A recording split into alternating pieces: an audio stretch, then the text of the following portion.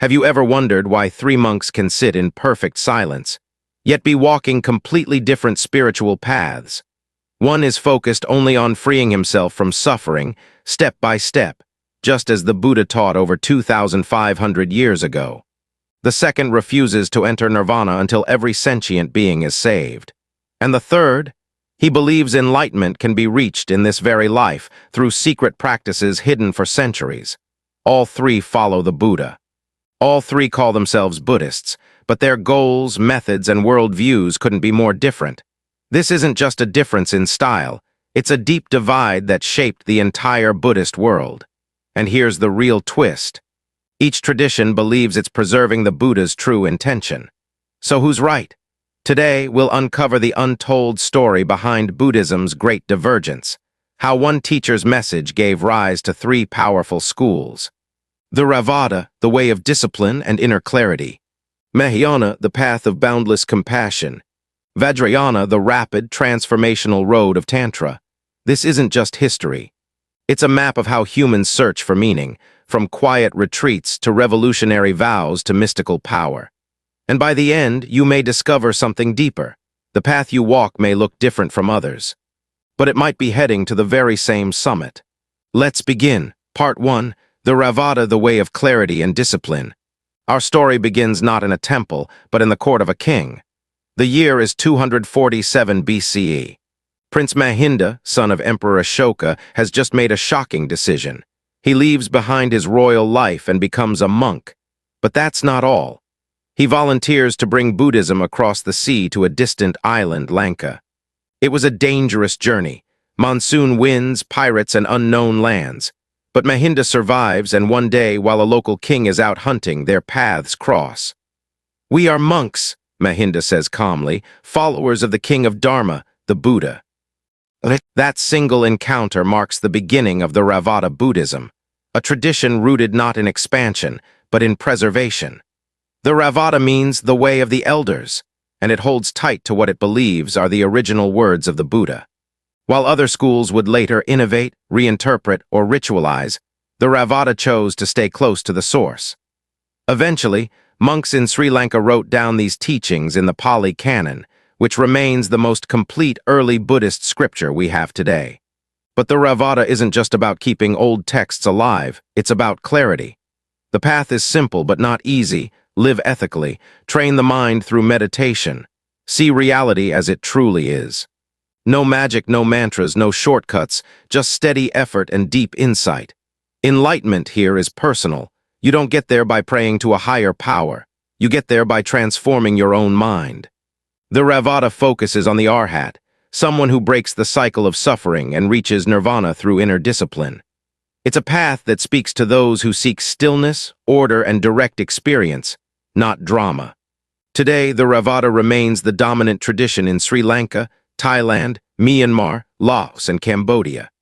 In its quiet monasteries, monks still wake at dawn, walk barefoot for alms, and meditate in silence. The world changes, but their practice does not. In a noisy, chaotic world, the Theravada whispers something rare. Sit, breathe, look within, that's where the truth lives. But what if you feel that personal peace isn't enough? What if your heart aches not just for yourself, but for all beings? Then you're ready to step into the vast, open-hearted world of Mahāyāna. Part 2, Mahāyāna, the path of compassion without end. Now imagine this. A being stands on the edge of nirvana, freedom from suffering, just one breath away. But instead of stepping through that final door, they turn back. They vow not to enter until every sentient being, from the tiniest insect to the most troubled soul, is free. That's the heart of Mahāyāna Buddhism, the great vehicle.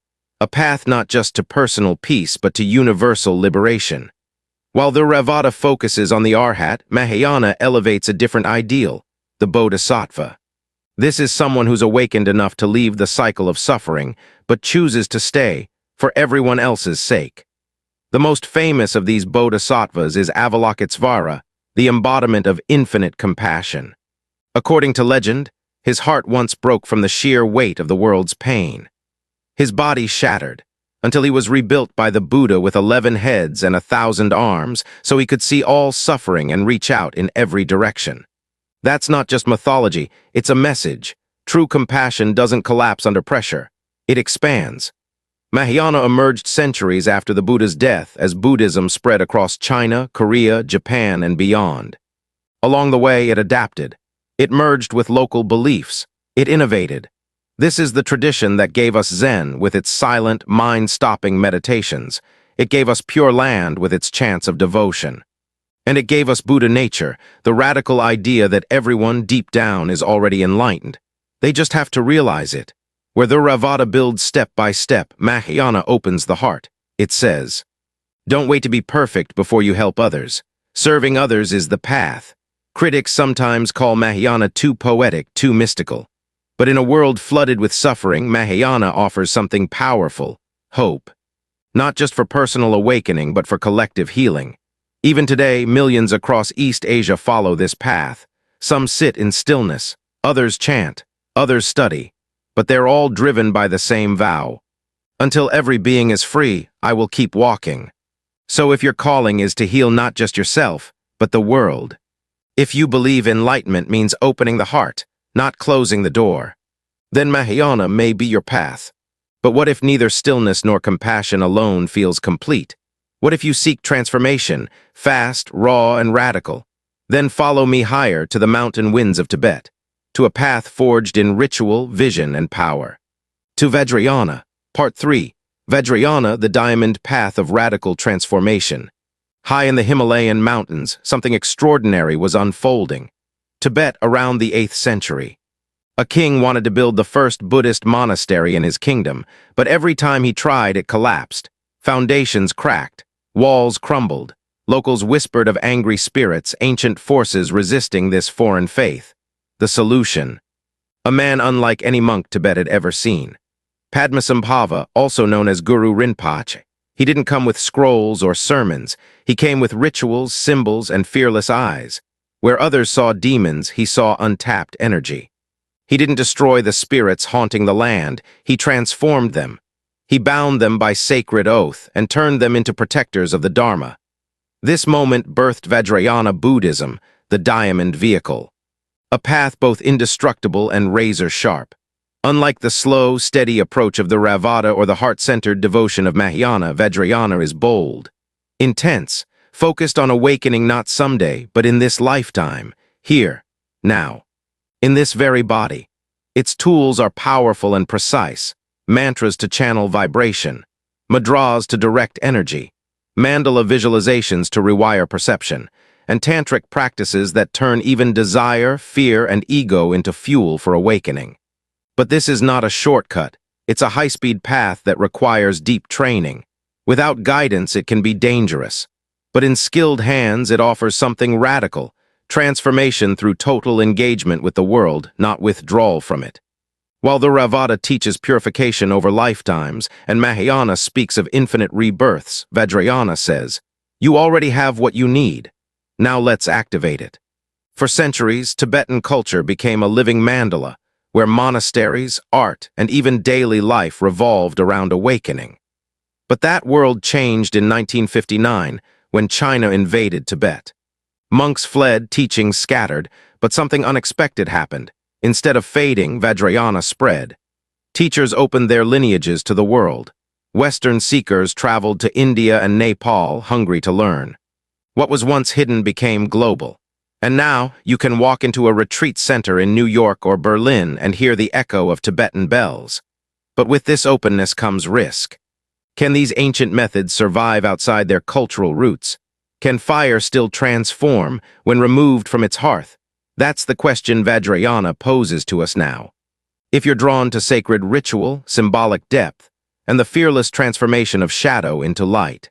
If you're not content to wait lifetimes, but want to awaken through the raw material of this very moment, then Vajrayana might be your path. But what if all three traditions aren't separate roads, but different faces of the same truth? Maybe, just maybe, they're climbing the same mountain from different sides, where all paths meet. A reflection on unity in diversity. So here we are, three paths, three visions of enlightenment. The Theravada, with its sharp clarity and steady discipline, shows us the power of self-mastery. Mahayāna, wide as the sky, reminds us that compassion isn't a distraction, it's the destination. And Vajrayāna, intense and transformative, invites us to use every ounce of life, joy, pain, even desire, as fuel for awakening. At first glance, they seem divided. One says, retreat. Another says, serve. The last says, transform. But what if that's not a contradiction, but a progression? What if the Buddha, in his wisdom, never intended just one method, but instead taught differently to different people, knowing that no two minds awake in the same way? Some of us need silence, others service. Some of us need the fire, and some all three at different times in life. In today's world, boundaries are fading. A single retreat might combine the Theravada mindfulness, Mahāyāna heart practices, and Vajrayana visualization. It's a beautiful possibility, but also a serious responsibility, because these aren't tools to mix casually. Each path was crafted over centuries, refined by culture, trial, and deep realization. To honor them means not just sampling, but studying, respecting, and practicing with integrity. Still, at their core, all three traditions share the same foundations: the Four Noble Truths, the Eightfold Path. The truth that suffering exists and liberation is possible. They're not three religions, they're three angles of the same diamond. So if you've been wondering which path is right, maybe that's the wrong question. Maybe the real question is, which one speaks to where you are right now? Because the truth isn't one size fits all. It's something you grow into. And wherever you start, through silent stillness, deep compassion, or bold transformation, you're not walking alone. You're part of a tradition that has carried the light of awakening for over 2,500 years. 3 monks, 3 paths, but maybe, just maybe, they're all heading to the same summit. And maybe your path starts today. If this journey opens something in you, don't forget to like, share, or subscribe. And tell me in the comments which path speaks to you most right now and why.